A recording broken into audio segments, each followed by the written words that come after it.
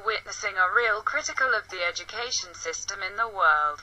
Education is the only real way out of poverty. According to UNICEF in Pakistan, 9.4 million children are not in school. 7.3 million children aged between 6 and 11 years do not attend primary school. They are invested in education, only 2.4% of GDP, or 4.7% in Nepal.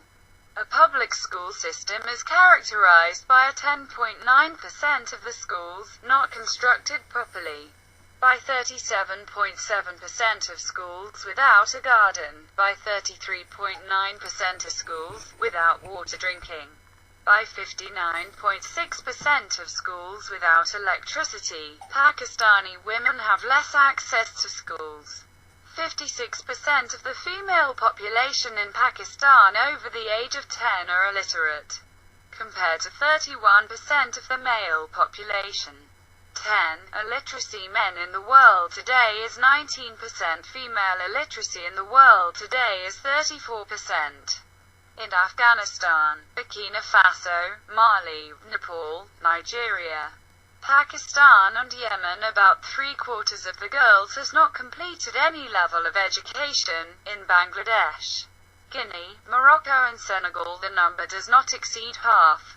Illiteracy is particularly acute in rural areas. Schools do not exist, are too far away or are not considered sufficiently safe because parents should send their daughters to school.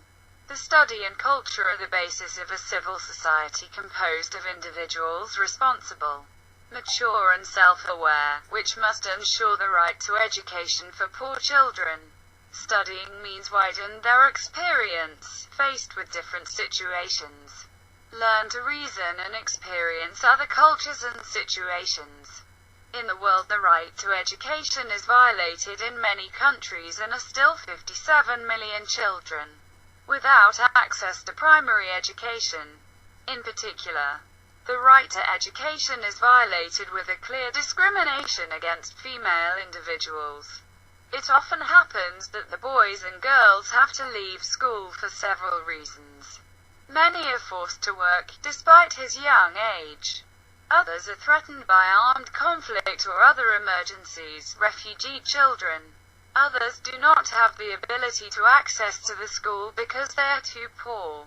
Most of the families cannot afford to buy textbooks, teaching materials, or pay the registration fee. School for girls and girls, plus additional problems, early pregnancies, the heavy housework, the persistent notion that women should continue to be subject to man, and as such does not have the need to study to improve his position.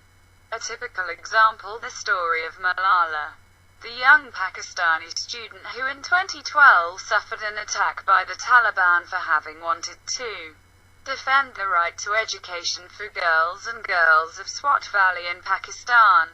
Survived the attack, returned to school in England and was a guest of the UN where he gave a speech on the right to education. Peace and tolerance. A child, a teacher, a book, a pen can change the world.